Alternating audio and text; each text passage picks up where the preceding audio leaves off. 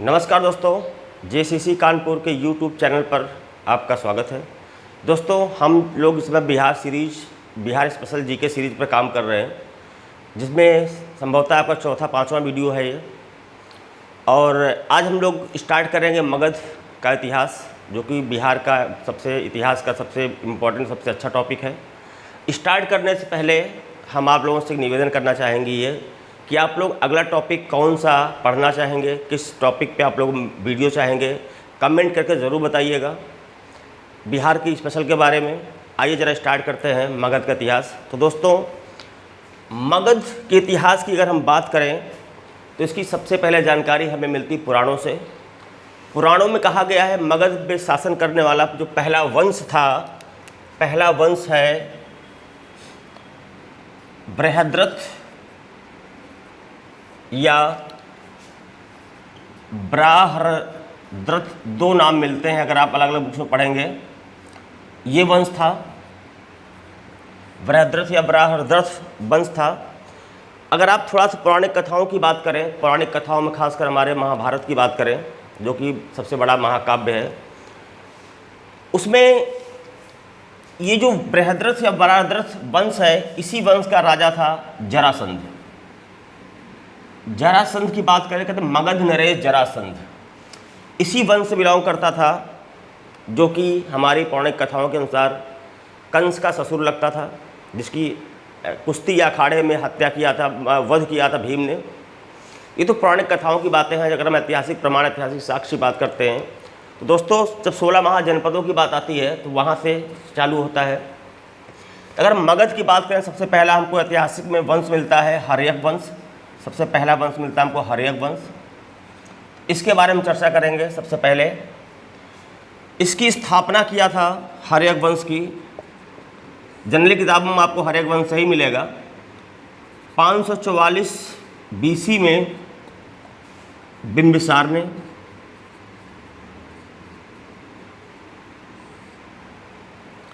और बिंबिसार ने एक स्थान है वहाँ पे गिरिवज्र को मगध की राजधानी बनाया था, और गिरिवज्र का नाम बदल करके राजगृह रखा था। और यही राजगृह आज वर्तमान में बिहार में एक जगह है राजगीर। उस राजगीर की तुलना हम प्राचीन राजगृह से करते हैं। दोस्तों, बिंबिसार के बारे में कहा जाता है, खासकर जो हमारे बौद्ध जैन साहित्य में वो ये कहते हैं कि बिंबिसार ने अपने राज्य की सीमाओं को सुरक्षित रखने के लिए सीमावर्ती या पड़ोसी राज्यों के साथ वैवाहिक संबंध स्थापित किए। इसी क्रम में यही करते करते इसने लगभग 500 विवाह कर डाले, according to Jain literature, Jain साहित्य। अब जरा देखते हैं, इसकी 2 पत्नियां हैं जिसके बारे में इतिहास में जिक्र मिलेगा आपको। इसका विवाह हुआ कौशल, जो राज था 16 महाजनपदों में, कौशल के राजा थे, नाम था प्रसेनजीत। प्रसेनजीत की बहन कोसला देवी के साथ इसका विवाह होता है। इसके साथ में, कोसला देवी के साथ में। और इसको दहेज में पूरा बिंबिसार को काशी प्रांत, पूरा काशी मिल जाता है दहेज में। और हम दूसरी बात करें, देखो इतिहास उन्हीं को पूछता है जिनका ऐतिहासिक महत्व होता है। ऐसे तो 500 पत्नियों के नाम ना तो उसको खुद को नहीं पता रहा होगा, और हम लोग तो खैर, हमारे लोग बात ही छोड़ दीजिए आप। दूसरी है वैशाली के लिच्छवी गणराज्य, लिच्छवी रिपब्लिक के प्रमुख थे चेटक। उनकी पुत्री थी, नाम था चेलना या चेल्हना, चेल्लना या चेल्हना, भी कई अलग बुक्स में आपको अलग अलग नाम मिलेंगे। से किया दोस्तों, ये है इसके विवाह की बातें। अब जरा कुछ और बातें कर लेते हैं। बिंबिसार के बारे में कहा जाता है कि ये महात्मा बुद्ध, उस समय के बिहार की धरती के जो बड़े बड़े महापुरुष थे, खासकर स्पेशली महावीर स्वामी या महात्मा बुद्ध की बात करें तो बिंबिसार को महात्मा बुद्ध और महावीर स्वामी दोनों के समकालीन मगध का शासक माना जाता है। क्वेश्चन कई बार पूछा गया है। और हाँ, एक बात और भी है कुछ इतिहासकार मेजॉरिटी में बिंबिसार को मानते, कुछ इतिहासकार इसके पुत्र अजातशत्रु को इन दोनों का समकालीन मानते हैं। वैसे आपको ऑप्शन दोनों एक साथ मुश्किल ही कि जो एक साथ दोनों दिया जाए। पहली प्रायोरिटी बिंबिसार और ना दिया हो तो अजातशत्रु। किसके समकालीन? बुद्ध और महावीर के। अभी बात कर लेते हैं, प्राचीन इतिहास में अपने अपने समय के 3 बहुत ही फेमस वैद्य या चिकित्सक हुए हैं। हर्यक वंश के समय में मगध में जीवक नाम का बहुत ही फेमस वैद्य, प्रसिद्ध वैद्य रहता था। अब आगे बढ़ेंगे, कुषाण काल की तरफ चलेंगे हम लोग, तो वहाँ पर चरक संहिता के राइटर चरक आयुर्वेदाचार्य बहुत बड़े चिकित्सक थे वो भी। गुप्त काल की बात करेंगे, धन्वंतरी थे चंद्रगुप्त विक्रमादित्य के दरबार में, जिनके नाम पे आज भी मेडिकल साइंस के फील्ड में अवार्ड दिया जाता है। दोस्तों अभी हम हर्यक वंश की बात करते हैं, तो इसने अपने दरबारी वैद्य नाम था जीवक।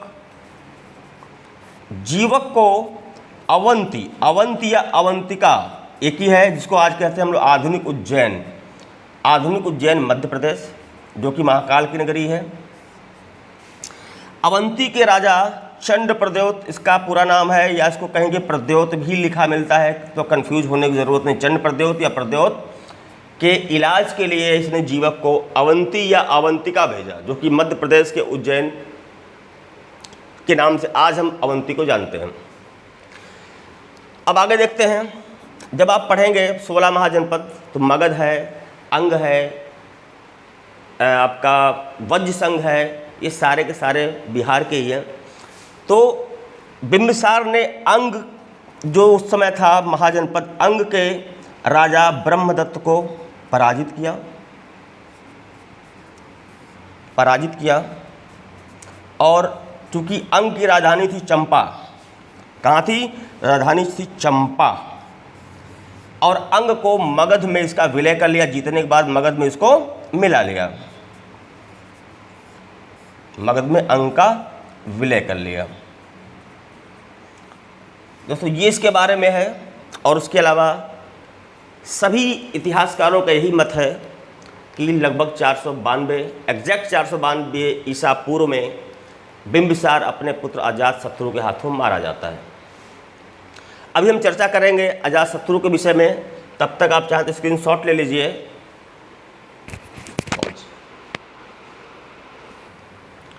आइए दोस्तों कंटिन्यू करते हैं, देखते हैं। अब बात आती है अजातशत्रु की।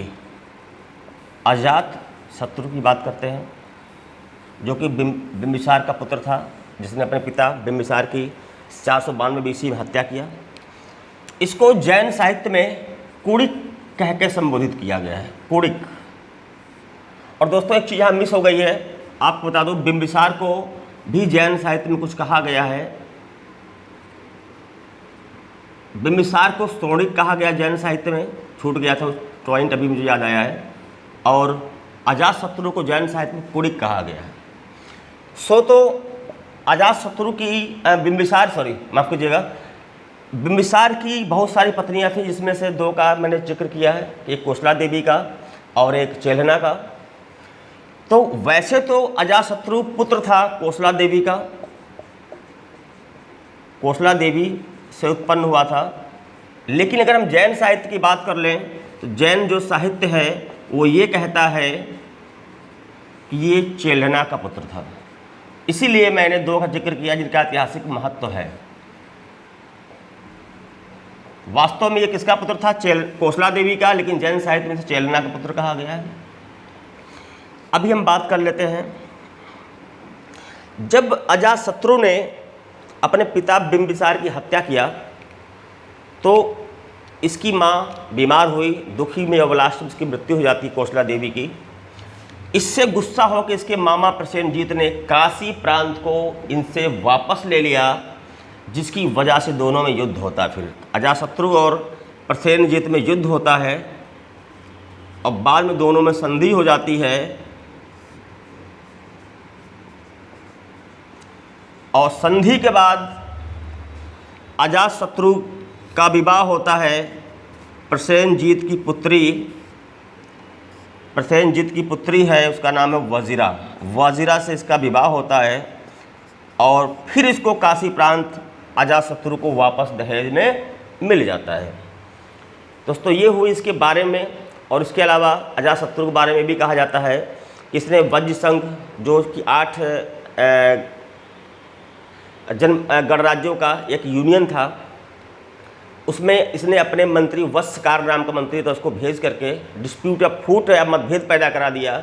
और उसी दौरान इसने वैशाली के लिच्छवियों पर अटैक किया और लिच्छवियों को पराजित किया। इसके बारे में भी कहा जाता है। अब आते मेन बात जो सबसे इम्पॉर्टेंट है वो ये है कि अजातशत्रु के समय में 483 BC में महाकश्यप की अध्यक्षता में राजगृह में एक जगह थी सप्तपर्णी गुफा। राजगृह में पहला बौद्ध सम्मेलन आयोजित कराया गया था। बौद्ध सम्मेलनों का बौद्ध संगीति कह लें, बौद्ध परिषद कह लें, बौद्ध सभा या बौद्ध महासभा भी कहा जाता है। अब आगे बारी आती है कि अजातशत्रु का उत्तराधिकारी होता है उसका पुत्र उदयन, या इसको उदायन भी कहते हैं। इसकी हम बात कर लें, इसने सोन नदी और गंगा नदी के संगम पर पाटलिपुत्र नगर की स्थापना किया, जो आज पटना कहलाता है। पाटलिपुत्र की स्थापना किया, जो वर्तमान में क्या है, बिहार की राजधानी पटना है। दूसरी बात, अब ये पाटलिपुत्र से पटना कब बना ये भी बता दूं मैं आपको। स्थापना के बाद से 1542 ईस्वी तक ये पाटलिपुत्र कहलाया। 1542 में शेरशाह सूरी का जब समय आता है, पीरियड चालू होता है, तो इसने क्या किया, इसका नाम बदल करके पटना रख दिया। तब से आज तक ये पटना ही चला आ रहा है।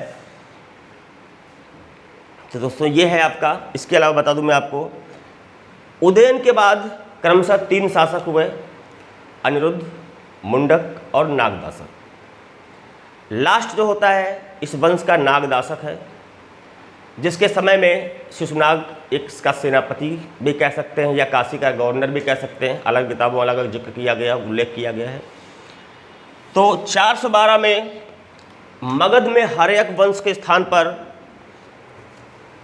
शिशुनाग वंश की स्थापना शिशुनाग करता, जो कि नागदासक के समय में काशी का राज्यपाल या गवर्नर था। दोस्तों फिर 412 BC से चालू होता आपका शिशुनाग वंश। और शिशुनाग वंश के बारे में हम बात करते हैं, चलते हैं आगे। शिशुनाग वंश ये है आपका 412 BC से 344 BC। शिशुनाग के बारे में कहा जाता है कि शिशुनाग ने 412 BC से 394 BC तक शासन किया। इसने अवंती मीन्स आधुनिक उज्जैन, कौशल और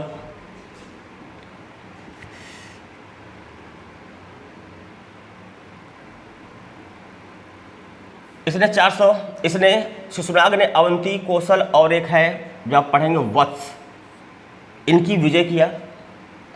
या यूँ कहिए कि इसने मगध साम्राज्य या मगध महाजनपद की सीमाओं का विस्तार किया इन तीनों को जीतने के बाद। और इसके बाद इसका उत्तराधिकारी मिलेगा आपको। इसका उत्तराधिकारी है कालाशोक या काकवर्ण। इसका अगला उत्तराधिकारी है कालाशोक या काकवर्ण, जिसके समय की जो सबसे प्रमुख घटना मानी जाती है वो ये है कि 383 BC में द्वितीय बौद्ध सम्मेलन, जो सबसे प्रमुख घटना है द्वितीय बौद्ध सम्मेलन 383 BC में, और वैशाली में हुआ। कहाँ हुआ था? वैशाली में हुआ था। दोस्तों अब आगे बढ़ते हैं हम लोग। इसी मगध में 344 BC में महापद्मनंद ने नंद वंश की स्थापना किया। कौन से वंश की? नंद वंश की। और थोड़ा डिटेल में चलेंगे तो जब आप पढ़ेंगे खारवेल का हाथी गुफा अभिलेख, जो कि कलिंग का राजा खारवेल था, उसमें जिक्र किया गया है कि महापद्मनंद ने कलिंग पर आक्रमण किया था और कलिंग से अपने साथ एक बहुत बड़ी जिन प्रतिमा, जिन मीन्स महावीर स्वामी की मूर्ति को कलिंग से मगध उठा ले गया था। ये जिक्र जो किया गया वो कलिंग के खारवेल के कलिंग अभिलेख में किया गया है। और इसी में अगर चलें तो इसी वंश का आखिरी राजा था घनानंद, जिसने अपने इसी समय में सिकंदर का आक्रमण भारत में होता 326 BC में। और उसी जब सिकंदर आ रहा होता है तो चूँकि मगध उसमें सबसे शक्तिशाली राज्य होता है, तो उसको सचेत करने या उसको इन्फॉर्म करने के उद्देश्य से तक्षशिला के आचार्य कौटिल्य या चाणक्य इससे मिलने जाते हैं। दोपहर का समय होता है, इसके यहाँ बिल्कुल सब वो दरबार में नृत्य वगैरह चल रहा होता है, मदिरापान कर रहा होता है। फिलहाल जब उससे अपना बात कहते हैं, सिकंदर के आने की सूचना देते हैं, तो गुस्से में आ जाता है, इनका अपमान करके इनको अपने दरबार से बाहर फेंकवा देता है।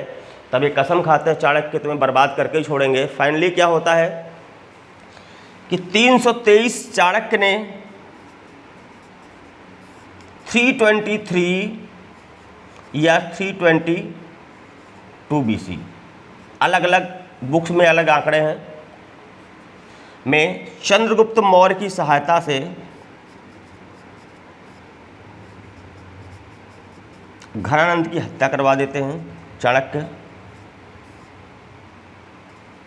और यहीं पे 323 या 322 BC में मगध में नंद वंश के स्थान पर मौर्य वंश की स्थापना होती है, जो कि 323 BC से 184 BC तक चलता है। दोस्तों, मौर्य वंश की वीडियो अगली वीडियो में, अगली बिहार सीरीज की नेक्स्ट वीडियो में। और अब आप लोगों से फिर वही बात कहना है, यदि सेशन अच्छा लगे तो वीडियो को ज़्यादा से ज़्यादा शेयर और लाइक करें। और यदि आप चैनल पर पहली बार देख रहे हैं तो चैनल को सब्सक्राइब कर लें। और फिर वही है कि अगर अगला टॉपिक क्या आप कंटिन्यू करवाना चाहते हैं हमसे, कमेंट में ज़रूर बताएं। वीडियो कैसी लगे वो भी ज़रूर लिखें। मिलते अगले वीडियो में। नमस्कार।